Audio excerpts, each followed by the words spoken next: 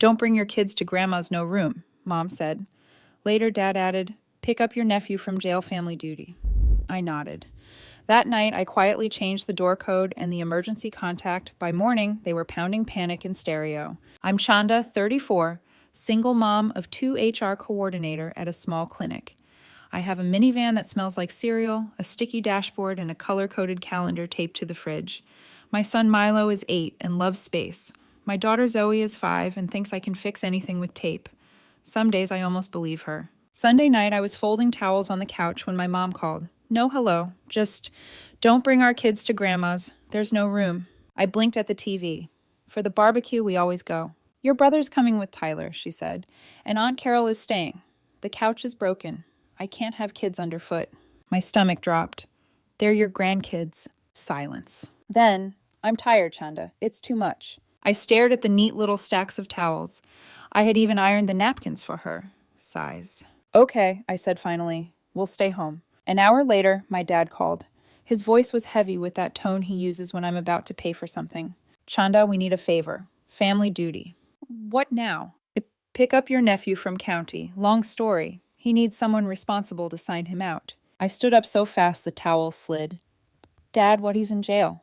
Just go get him. You're the only one we can count on. I nodded out of habit.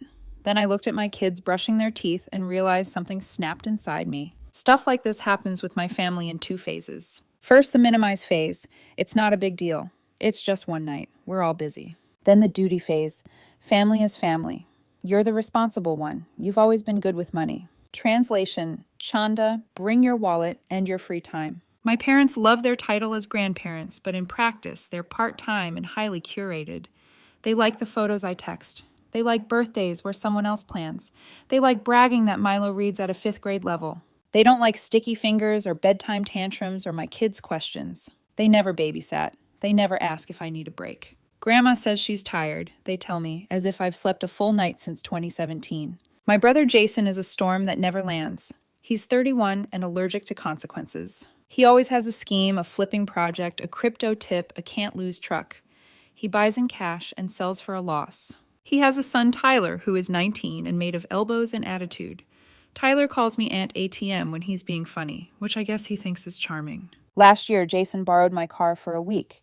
It came back 3 weeks later with a dent and an empty tank. No apology. Mom's comment, he's going through a lot. When my water heater exploded, I asked my parents for help, watching the kids while the plumber came. Mom said, we're having bridge. Dad said, you're very independent. When my ex moved to another state and stopped paying child support on time, I asked my dad if I could borrow $300 to get through the month. He sent me a link to a budgeting article and told me to tighten the belt. 2 weeks later, he called to ask me to float Jason $600 for a thing. I said no. He Venmoed Jason $600 anyway and said I was ungrateful for not offering. I'm not broke.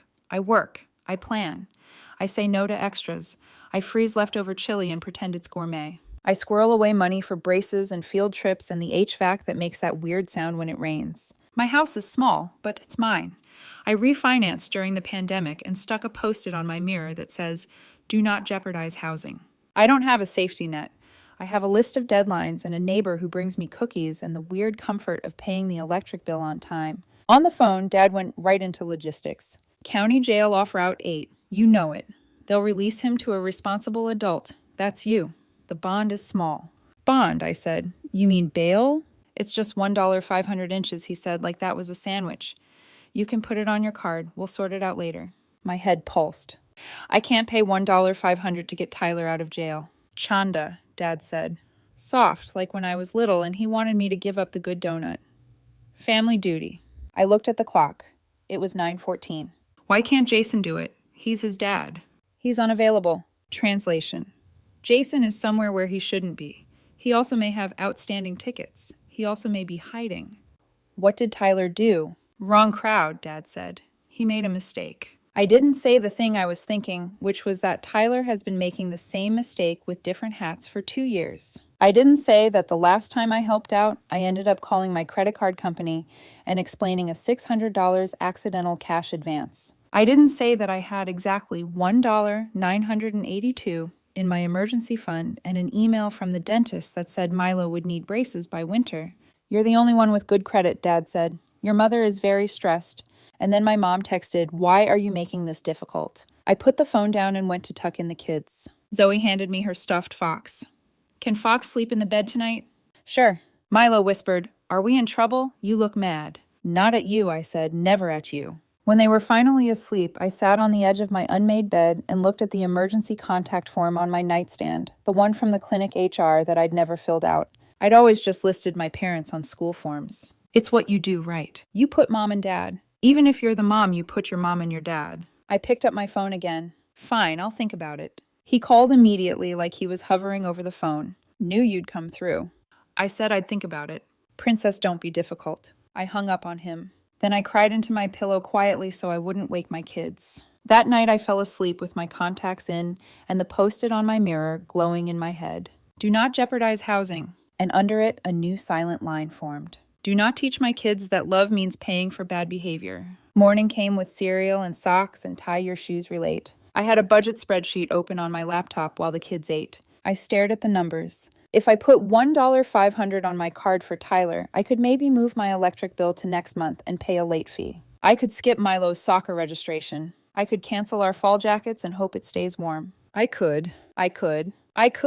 "Mom, can I bring my astronaut to school?" Milo asked. "As long as his helmet fits in your backpack," I said. I was on autopilot. My phone rang. Dad again. "Where are you? They stopped processing early." "Dad," I said, "I'm taking my kids to school and going to work." He sighed. "Your brother can't do it. Your mother is a wreck. Just get him and we'll figure money out later. Use the credit card. That's what it's for." My throat tightened. Credit cards are not magic. Credit cards are not magic. "Chanda," he said, voice warning. "Don't be selfish." Zoe dropped her spoon. Milk splashed. She looked at me to see if she was in trouble. I smiled at her. "It's okay, baby." When I got to work, I pulled my friend Tasha into the break room. "Can I ask you a personal favor?" She grinned. "Always." "What car are we stealing?" "I might list you as my emergency contact, only if you're okay with it. My parents are not helpful." Tasha sobered. "Of course, I got you." Also, I swallowed. "If I told you my parents asked me to bail my nephew out of jail, what would you say?" "I'd say, do you want the ride to the jail or the ride away from the jail?" She paused. "Is this the nephew who called you Aunt ATM?" "Yeah." She didn't laugh. She said no. I laughed a nervous bubble. I kept thinking, this is what good daughters do. This is what good aunts do. Good moms keep the lights on. That's the job. That afternoon, my mom texted again. "If you don't help, it will ruin the family. Think about Grandma's heart." I typed, "Then you think about Grandma's heart before you told me not to bring her grandkids." I didn't send it. I typed, "I'll ask Tasha to cover an algo." I didn't send that either. At 4 p.m., my brother finally called me. "Hi," he said, like he was on the couch flipping channels. "You got Tyler yet?" No, I said. "Where are you?" "Busy," he said. "Look, I'm getting so much heat. Just handle it. You're great at handling stuff." I pictured his truck with the half-finished paint job sitting in my parents' driveway, like a monument to someone else's priorities. "Jason," I said, "do you have $1,500? "Not liquid." "Then you don't have it." "I can't pay this." He laughed. "Chanda, don't be dramatic. It's a bond. You get it back." "Not always," I said. "And not if he doesn't show. And even if we did, I don't have the wiggle room. We live on my paycheck and a calendar. There is no magic." He got quiet. Then the voice turned sharp. "You've always thought you're better than us because you have a steady job." "I think I have 2 kids who like dinner," I said. "Whatever," he snapped.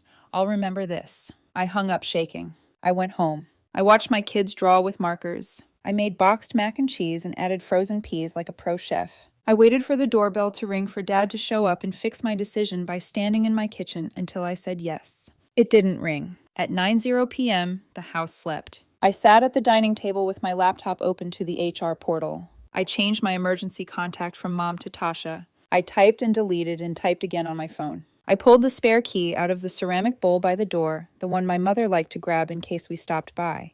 I held it. I slid it into my nightstand. Then I opened the smart lock app and changed the door code. I picked a number the kids could remember. I didn't tell anyone but them. My mother had used the old code like a skeleton key to my life. She'd come in, put my laundry on the wrong shelves, tusk my Tupperware, and leave me notes. "You need better curtains. Buy real butter." I wrote a script. I literally wrote a script on a sticky note. "I will not pay bail for Tyler. I will not pick him up. Do not pound on my door. If you come here to harass me, I will call the police. My kids will not be discussed in front of them. I love you, but my first duty is to my children and our stability. I put the sticky note next to the post-it on my mirror. Do not jeopardize housing. At 10:30, my phone lit up. Dad, we're on our way. It will be easier if you just help. I texted back. Do not come to my house tonight. My kids are sleeping. No response. I turned on the porch camera. I turned on the lamp in the hallway. I turned off my ringer and lay down between my kids. I listened to their even breathing. I waited. Midnight. 1:0 a.m. Silence. At 3:0 a.m., I woke up to my heart banging.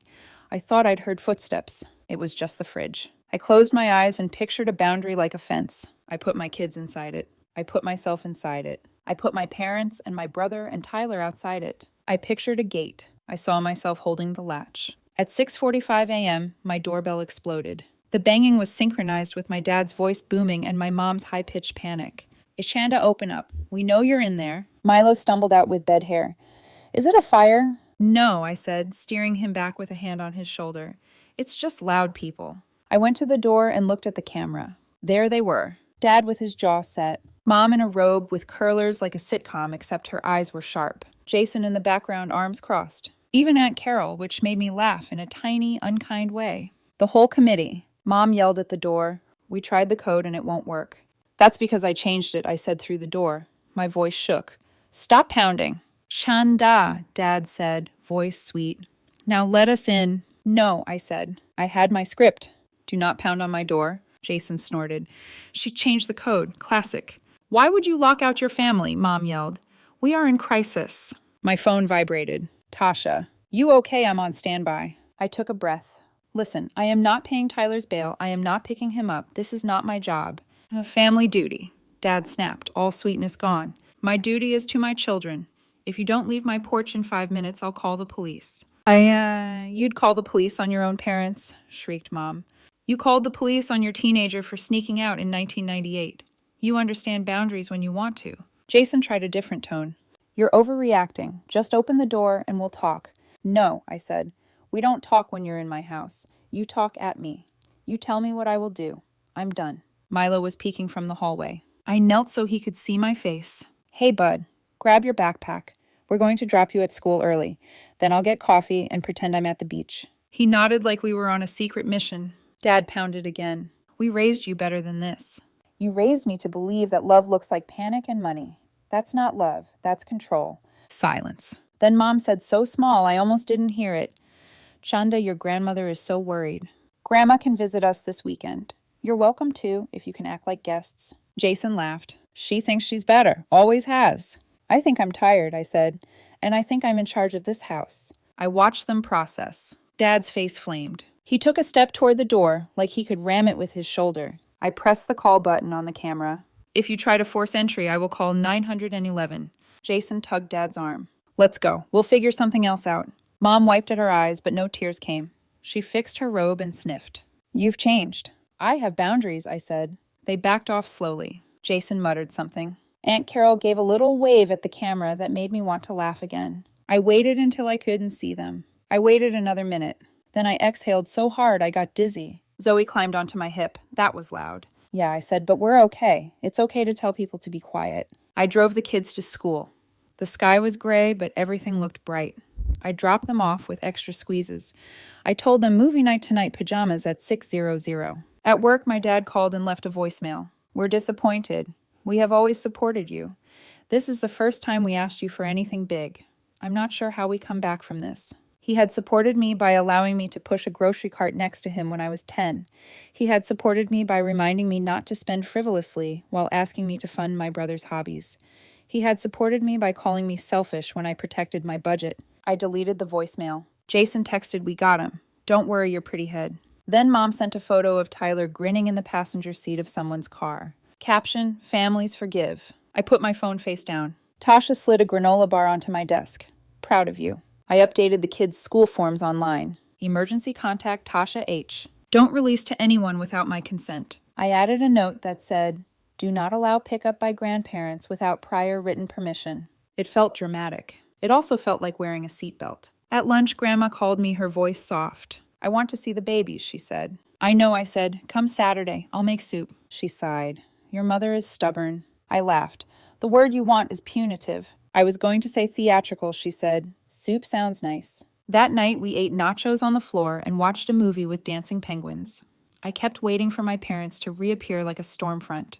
They didn't. The house stayed quiet. It's been 3 weeks. Nobody died. The lights are still on. Milo started soccer. Zoe got a sticker chart for brushing her teeth without screaming. I paid the utilities early and scheduled the HVAC check. I sleep like an actual person. My mom sent a long text about forgiveness. I sent a short one about boundaries. We won't discuss demands for money. We won't do surprise visits. If you want to see the kids, schedule a time. Respect my home or don't come. She sent sad face emojis. My dad hasn't called. Jason posted a photo of a new tattoo with a caption about loyalty. Tyler got a job at a sandwich shop. He hasn't asked me for anything. That feels like the biggest miracle. Grandma came for soup. She brought an envelope with $20 bills and said, "For soccer snacks." I tucked it into the coffee can where I keep field trip money. We watched Zoe show off her puzzle. Grandma patted my hand and said, "You know I changed the locks once too. I keep my door code the same. I keep my emergency contacts updated. I keep my script on the mirror." I learned something in that loud, strange morning. Love isn't a panic knocking on your door, demanding your stability. The moral is simple. Family is not a bill you have to pay. My home is not a revolving door. My kids are not collateral. My money is not a thank you note to people who won't lift a finger for us. Boundaries are not mean. They are the shape of love I can actually stand behind. When they try again, and they will, I know what to say. No room for chaos. No room for guilt. No room for someone else's crisis to move into my living room. Only room for the 4 digits my kids can remember. The soup on the stove.